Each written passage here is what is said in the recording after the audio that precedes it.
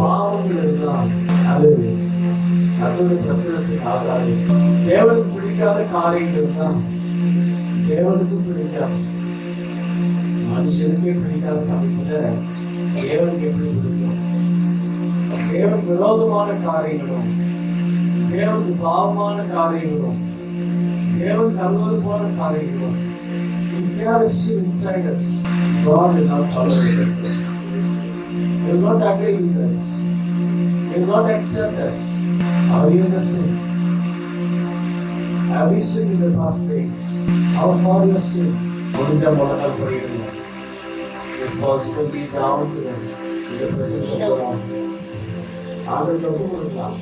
சபையாக ஒப்புக்கொடுக்கலாம். திருவிழா நம்ம பங்கெடுக்க போகிறோம். தேவனுடைய சமூகத்துக்கு ஒப்புக்கொடுங்க. ஆண்டவரே, அப்பா, நாங்கள் இன்னைக்கு உங்க சரீரத்தை நாங்கள் பங்கெடுக்க போகிறோம். அதுதான் நிஜம். அவருடைய சரீரத்தை பங்கெடுக்கணும். இப்படி இருக்கும் எவ்வளவு பரிசுத்தம் சொல்லி நாம் சொல்றதை காட்டிலும் தேவன் உங்களுக்கு உணர்ந்ததை காட்டிலும் உங்களுக்கே தெரியும், நமக்கே தெரியும் நாம் எவ்வளவு ஆண்டவருக்கும் நமக்கும் ஒரு நெருங்கி வாழ்ந்துட்டு சொல்லி அந்த நெருக்கம் தெரியும் உங்களுக்கு.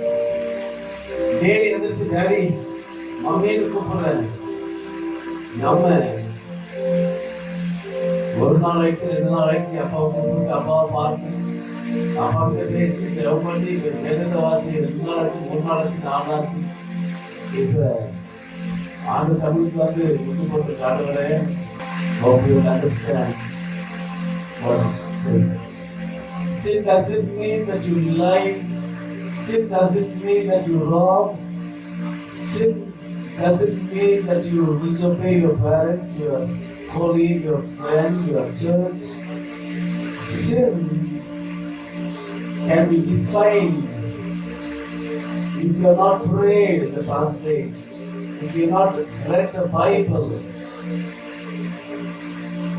if you not obeyed the God, if you not obeyed God in the past days, that's also sin. You have taken baptism, now you will be partaking in the Holy Communion. How is this sin? உன் பாவம் எப்படியாக சிவந்தது போல ஒப்புக்கொடுக்கலாமே, ஒப்புக்கொடுக்கலாமே. நான் பாவின்னு சொல்ல வரல, நம்ம பாவின்னு நான் சொல்ல வரல. ஸ்டில் நான் என்ன சொல்றேன்னா, ஆனாலும் நம்ம எடுத்த பாவம் இருக்கக்கூடாது, இருக்கலாகாது. அதான் சொல்ல வரேன். ஏன்னா நம்முடைய தேவன் எப்படிப்பட்ட தேவன் தெரியுமா?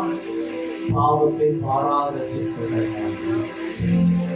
பாவத்தை பாவத்தை பார்க்க முடியாத சுத்த கண்ணுள்ளவர். அவருடைய கண் அக்கினிமயமா இருக்குன்னு சொல்லி வேதம் சொல்லுகிறது. அப்படிப்பட்ட கண்கள் மூலமாக நாம் என்ன பாவத்தை நம்ம சுமந்துட்டு இருக்கிறோம், என்ன விதமான பாவத்தை சுமக்கிறோம். பாவத்தை மன்னிக்க முடியலையா? ஒருத்தருக்கு மன்னிப்பு கொடுக்க முடியலையா? ஒருத்தர் பாவம் செஞ்சுட்டார், அவங்க மன்னிக்க நம்மளால இயலாம்னா நம்ம பாவத்துல வாழ்க்கை மன்னிப்போம், மறந்துடுவோம், மறுபடியும் உறவு வேணாம், அவ்வளவுதான். Let's forgive and forget, but let's not sin again. பாப்பா நம்மளோட இருந்தாங்க, நம்மளோட இருந்தாங்க.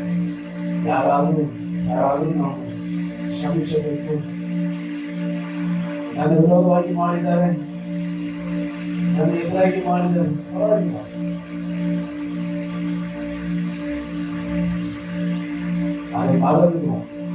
ಅದನ್ನು ಮರೆತು ಪ್ರೀತಿದಾರ